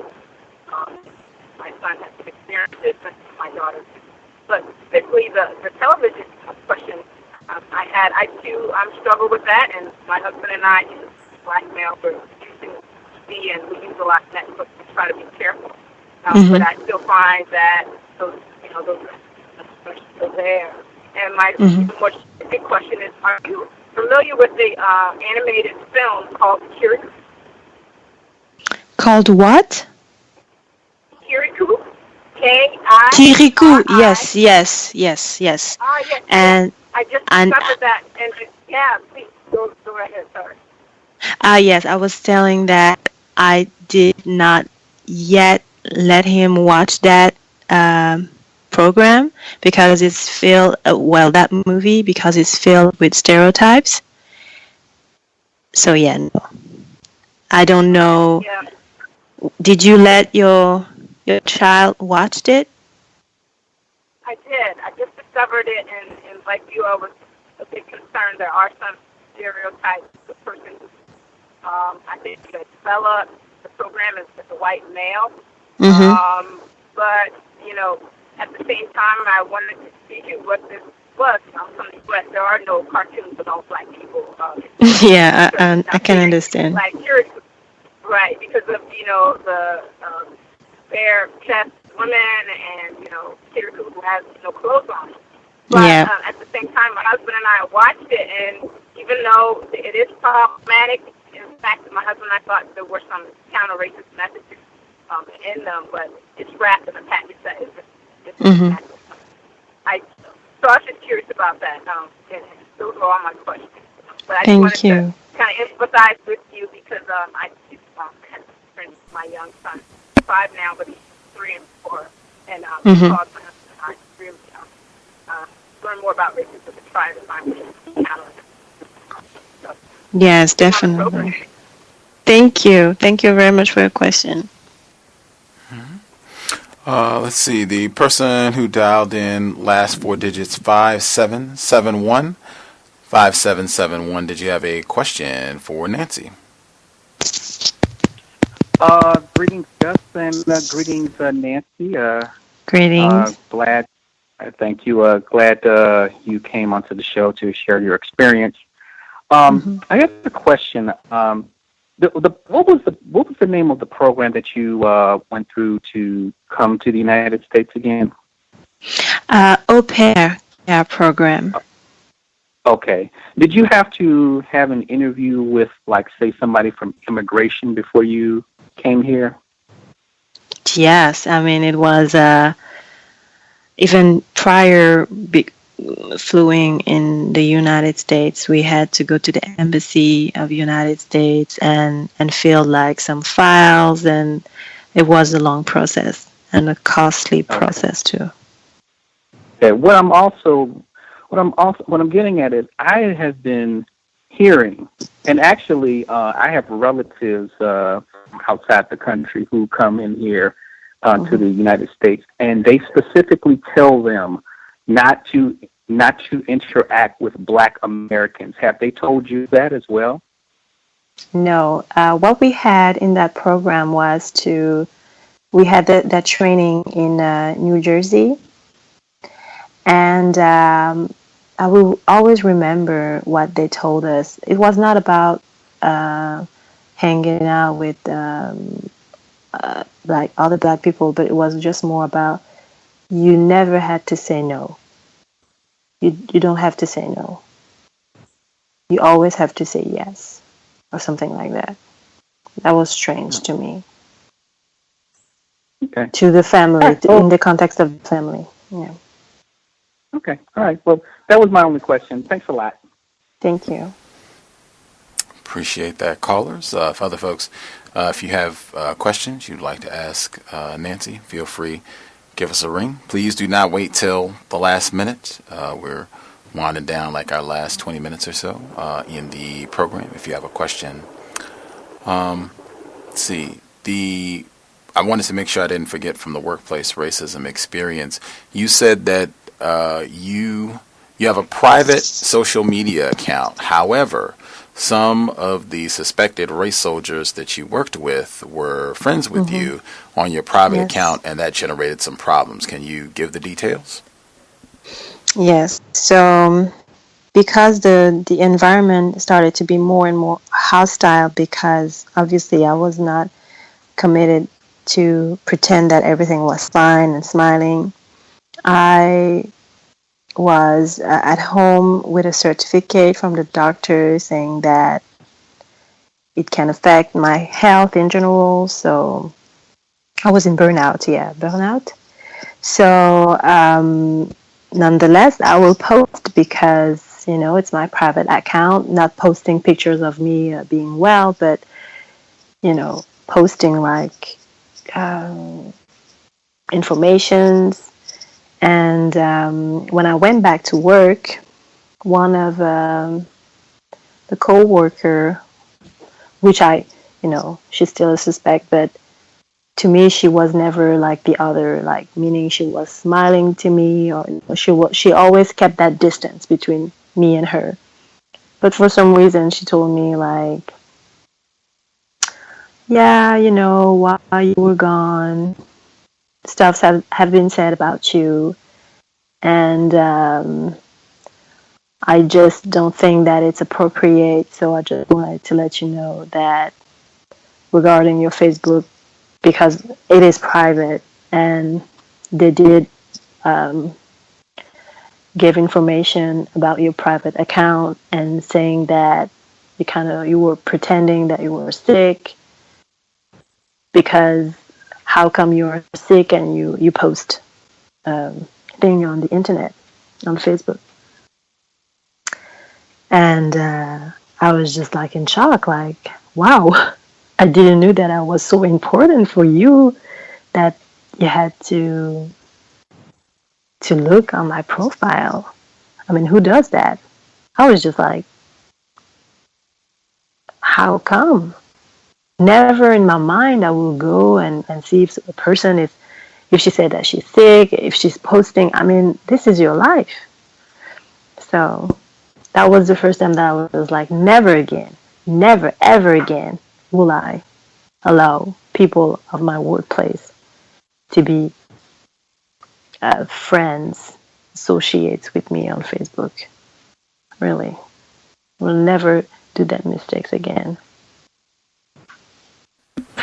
Excellent policy. I know Dr. Kamal Kambon, he's been a guest on the program repeatedly. He said that, and I am as well, that just the white friends under any context is horrible. And I would just say work environment, like these are not people that you want to have friends on social media. I've just seen a lot of different black people, especially, and I'd say particularly the last year when everything was going down, the protest, the shooting in Dallas and Philando Castile and all these different events where people were posting about these things on social media, and then they ended up getting in trouble. I remember, matter of fact, that black firefighter in Washington, D.C., that was just this past summer, and he was upset about the shootings of black people, and he ended up getting suspended from his job. And I've even seen that's happened to white people. I would not encourage that at all, to not use your social media account, not to use your real name on your social media account if you're going to post about racism, and to definitely, you do not want to be friends with or have it so that people that you work with have easy access to your social media account. It can cause a variety of problems, even if they're just snooping, because I've seen that as well, where they didn't make a big to-do, they didn't fire anybody, but they just said, oh, we will have more surveillance, and they were just going in and taking screenshots of the websites that you're going to and things that you're posting. Just be very cognizant of that with your workplace situation. Also, definitely wanted to ask, and it's kind of like the same type of thing. You talked about how things changed on the job in terms of just being really gung-ho and smiley and not being willing to say no, to put down firm boundaries about things when you first started out and weren't as confused about racism. You also said in some of your, I guess, personal experiences, like you'd have play dates with your son or just white people that you were around where, hey, this racism thing, I'm learning more about it. This is a serious problem, where they too noted a change. We're like, man, we want the old Nancy back. We don't want to just keep hearing you whine and moan about racism. Can you talk about that as well? Yeah, so me starting to have more and more understanding of racism, but still not being able to put that in the proper context. So at that time, I know at the work that there's something that is not working well here. Here I am doing all those work and not getting any reward of compensation, like having a full-time or nothing. So I'm like, okay, let's stick to the job description. What am I supposed to do? And I'll just do that. And when I started to say no, the shift started. Like, okay, and I could remember well. He told me, "You don't want to do that? Then you will see." That's what she said to me. And it took 6 months for me to see what she meant by saying that. After 4 years, I was just like wiped out, just like that. And yeah, regarding the friends here in Belgium, the interracial dating is like heavy. It's only that I maybe do have 2 couples that are black, non-white and non-white, and the other one it's like white and black. So now that I know more and more about the system, I just start slow, right? I'm just starting to ask more questions. Only that. Trying to figure things out and try to put my boundaries. And it started like that with that so-called friends. I was just reminding her that you cannot do X, Y, and Z with me. Like, I don't tolerate that. And I ask her questions, specific question. Why are you doing this? How come you think that you can do this with me? And the minute I started to ask questions, the day after, I got an email like, I want the old Nancy, the positive one, the one that's always smiling and who's there for me. And now you're asking too many questions. Like, I don't want that. I don't know how I can get along with that. So it was just me asking questions. It was not even me bringing up racism, like telling her the whole definitions. It was just me starting to be like, I don't appreciate that. I would like you to respect what I'm doing, and just that. And it's a person that I used to see often. Yeah, I used to see her with her son. She's in a tragic arrangement, and she was just like, I don't want, I want you like you were, and it's not possible for me to be back the person that I was. Just asking questions. We have picked that up numerous times. I think that's been the general consensus worldwide. Number one, that white people are very astute in terms of paying attention to changes in their Negroes. Are you asking more questions? Are you not laughing and joking as much? Like, they really seem attentive on that. And then also, I think we have just been groomed to not ask questions. Just you being an inquisitive, curious black person, that in and of itself stands out, because racists, one of their goals is to totally beat us down from asking questions, so that we just accept whatever they say, no questions asked. That is the goal of white supremacy racism. Trying to nab some of our other callers as well as we go here. The person at 4950, did you have a question for Nancy? Yes, I'm here. Yes, sir. Yes. Greetings to the Gus and Miss Nancy. I have one quick question. I want to know, are there other people in your circle that are less confused, who have awareness of racism, white supremacy, what it is, and how it works? No, unfortunately, no. I'm trying to. My sister now, she's more willing to listen to me, since I started to be more like, you just have to focus on you. Whenever you want to do something, make sure that action will lead you to a constructive result for your life. And when I start to talk more about that, she's more like, yeah, I can understand that. But when it comes to racism, what it is and how it works, she will still have questions. Meaning, like, not all white people are bad.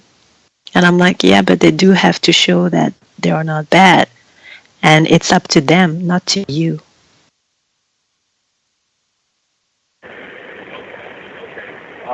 And also, how old were you when you first became aware of the system?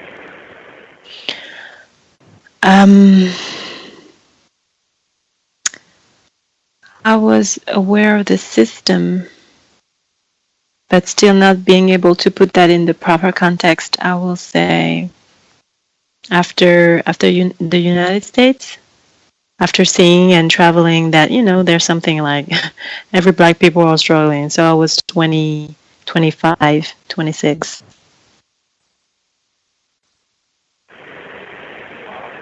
Okay, that sums it up for my question. Thank you, and wow. Continue to do good work. Thanks, Gus. Thank you. For sure. The caller at 3246. 3246, did you have a question for Nancy? Yes, sir. Can I be heard? Yes, sir. Yes. Yes. Greetings to you, the host, and to you, Miss Nancy. Hello. Yes. I am a Black American, or however, we're called a lot of different things, but a lot of Africans that I've met know us as Black Americans. So, okay. What can the Black Americans do to build an alliance with the Congolese. Is there anything, in your opinion, that we can do to build that alliance? And then well, actually, that'll be my question. Yeah. Okay. So I will talk to you about an experience when I was in San Francisco. So I wanted to get to know more Black people, right? I was attracted. I've always been attracted to Black people. And I went to those girls that I saw in the mall, and I was just like, I'm new. My name is Nancy. I'm here for a year, and I would like to get to know you better, and hanging out. And they turned me down. They were just like, not interested. So to respond to your question, I will say, let's start to talk to each other. Yeah, let's start to talk to each other. Just talk. Hi, how are you? My name is this and that, and go from there. But if we are not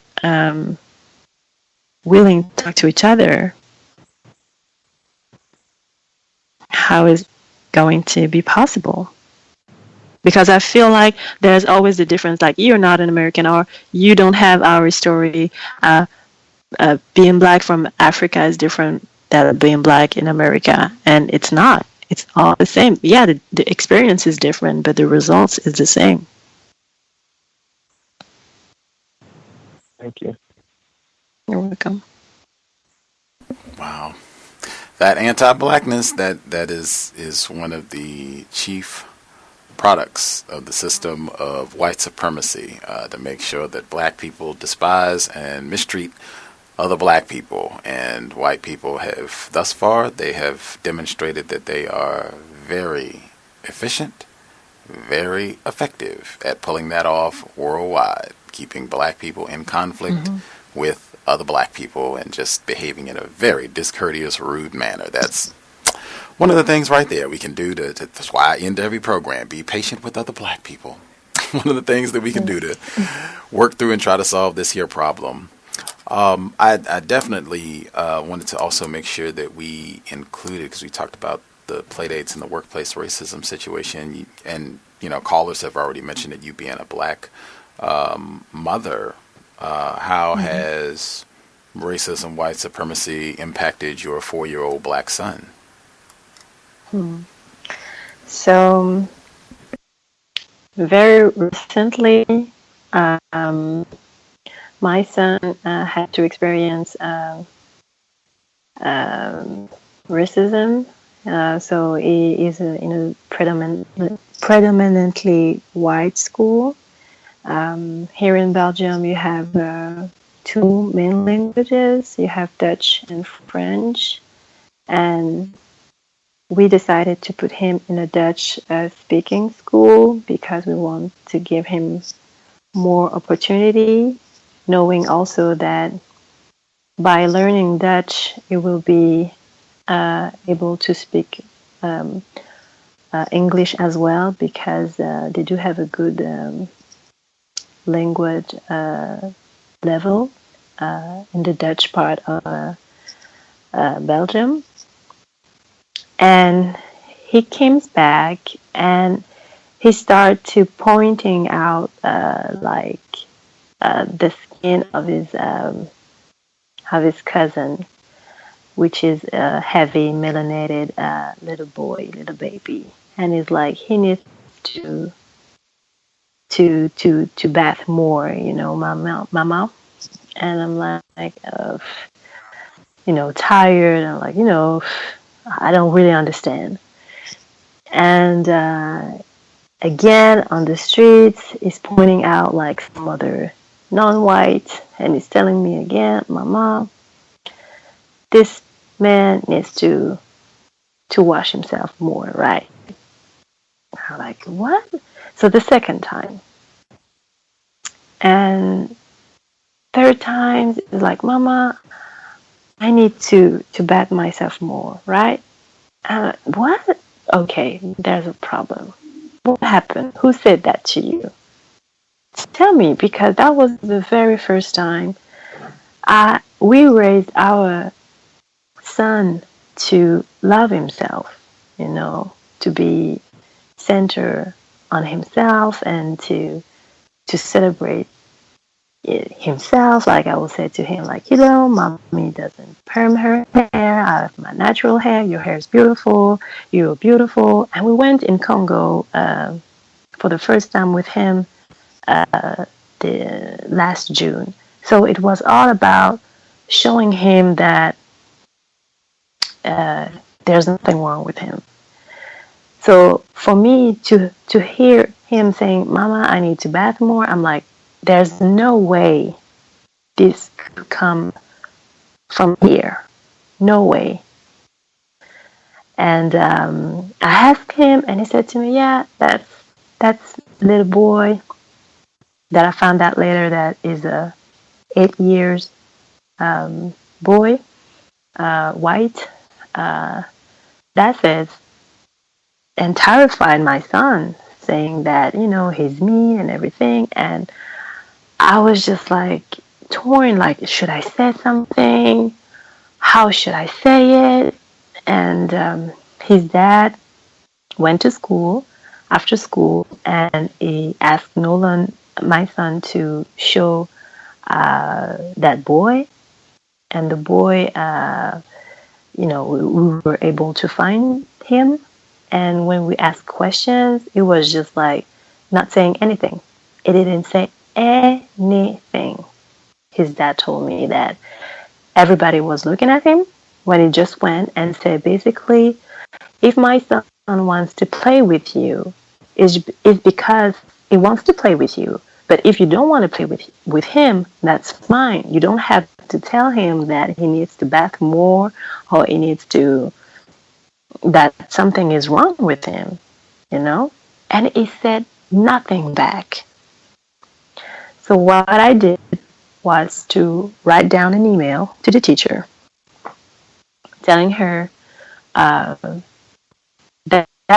this is what happened, this is what my son told me, what's going on, what would be the best way to talk about it, because I do want to talk about it, because Nolan, my son, keeps telling me the same thing over and over again, like he needs to bath more, like he wasn't just feeling comfortable going back home because it was just like, this little boy is mean with me, Mama. And the response of the teacher was, well, he's too young to know what he's saying. I'm sure that the 8-year white boy didn't mean what he says if he said it. If he Hopefully, said it. yeah, if he said it. Hopefully, your son will come back to school and everything will just be fine. So that's the moment I realized, okay, I need to start to be more precise as I'm getting more knowledge of the system, and I need to talk about it. The only thing is, it's hard even for me to put that to start to tell him the system with my words, because it's not that it does not understand. I'm sure it does understand, but there's so much confusing because everybody looks nice, right? Everybody looks nice. Wow.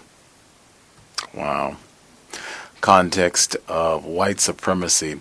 I remember from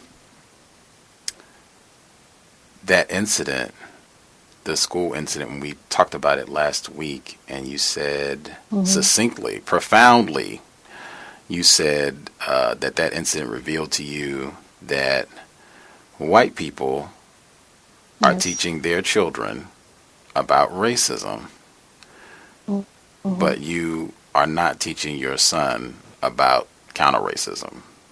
Am I remembering that correctly? Yes, you do correct. You do remember correctly. I realize also that wow, how come? And I guess that was the thing. How come in your home you start to teach those kind of things? Because the first thing I had in my mind, this kid is a kid, but he he did hear that from another person to be able to say that. Because I'm just in shock because I do not spend a minute in my home to teach my son to have those kind of words for other kids. I was just like, are we too nice? Are we naive? Because obviously it's not enough. I could not protect my son enough. And really that week he was not feeling well. He didn't want to go to school. He did not want to go to school. Very common experience for black children worldwide. They just had that incident, the 15-year-old black girl. She was slammed in North Carolina by the officer. And I mean, that seems to be an everyday occurrence around these parts. What would your response be, Nancy? What would your response be to people who say, hey, Nancy, you got Mr. Fuller's book. You had to go through all that trouble. You got his book, and you've been listening to his lectures on Talktainment, and you did a whole podcast about workplace racism, and you got this information you've been studying for a while. Why do you even have your child in a school with predominantly white children who are likely racist to mistreat your child? And they got, white teachers too, so the double whammy. Why even do that? Why do you even have your child in that environment? So,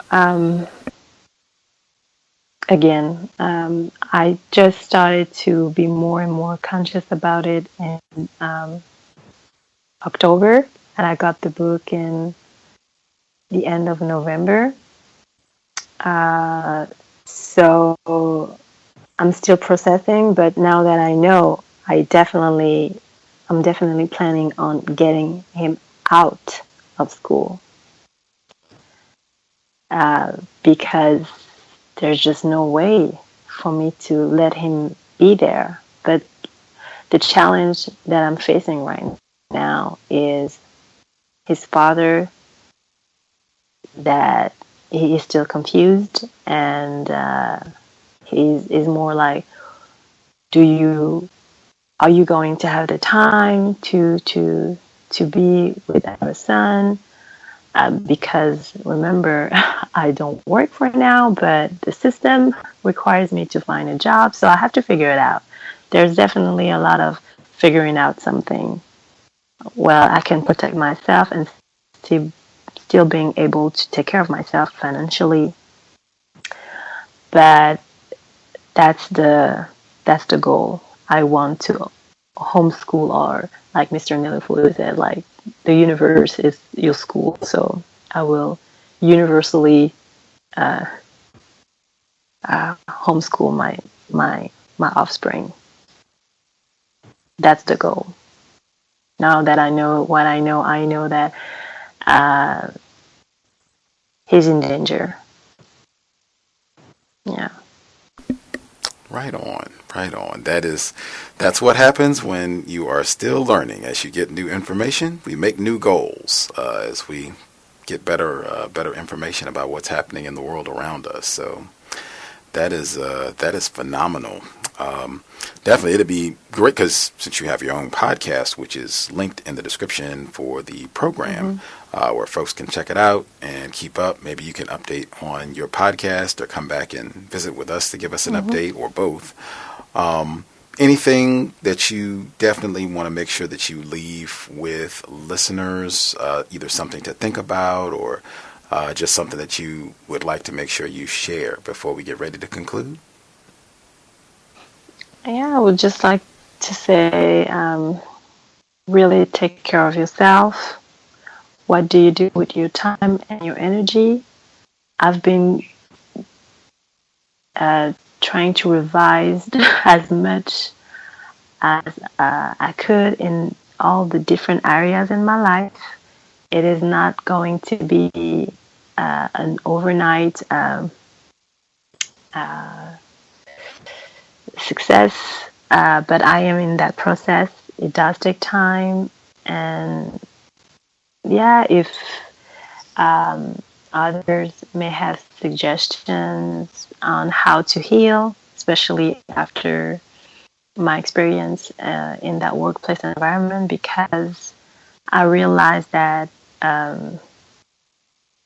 it's something that will stick with me forever. Like I still have that anxiety whenever I have to deal with a possible new workplace environment.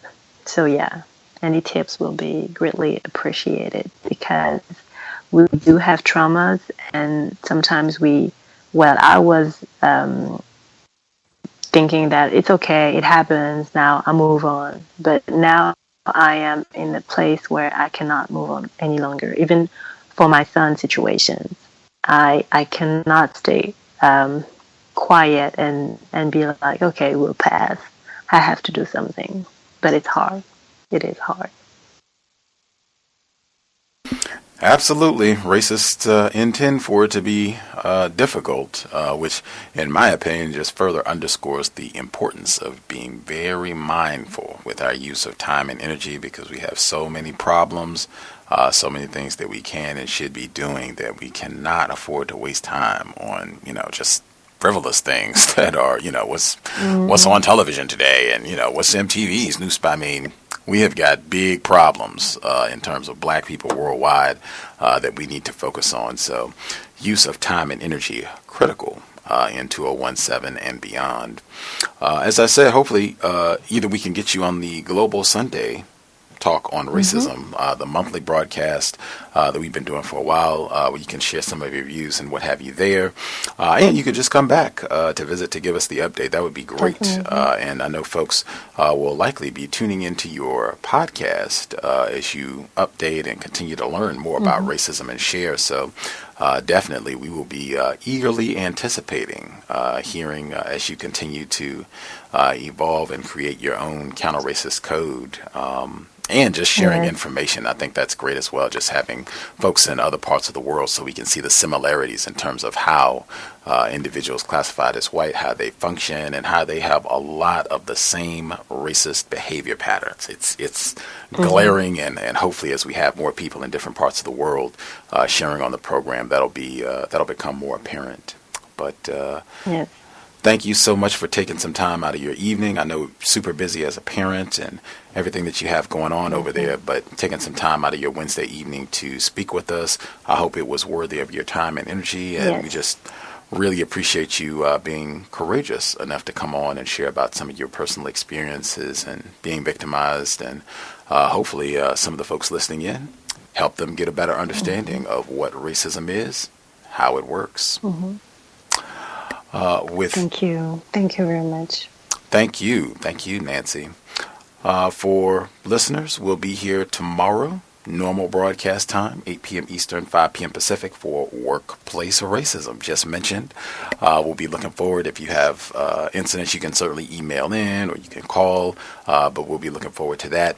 This Friday, we are starting The Delectable Negro, brand new book, just getting started this Friday. One of our listeners is doing the narration for the project, but that's also normal program time, 8 p.m. Eastern, 5 p.m. Pacific, and then the compensatory call-in this Saturday, 9 p.m. Eastern, 6 p.m. Pacific. If you have questions, if you can't find something in the archives, if you have a guest suggestion, whatever the case, feel free to drop an email untiljustice@gmail.com. untiljustice@gmail.com.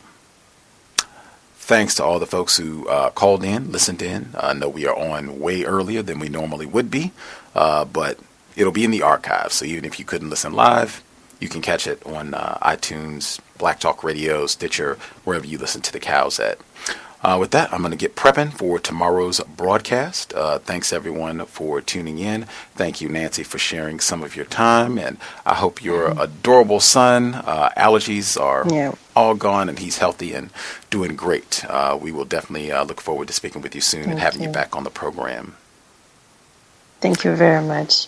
For sure. Sobriety would be best. Listeners, say that each broadcast. I've seen no evidence that us having a beer or a glass of wine, tobacco, any other narcotics, I've seen no evidence that that's going to help us neutralize the problem with racist man, racist woman, racist child. Sobriety would be best under conditions of war, and that is exactly what white supremacy racism is. It is war against non-white people, especially black people. With that, Creator, we ask that you help us remain patient with other black people, victims of white supremacy. We ask that you help us remain patient with ourselves. Remind us to demonstrate the highest levels of black self-respect at all times, in all places, each and every time we are in contact with another black person.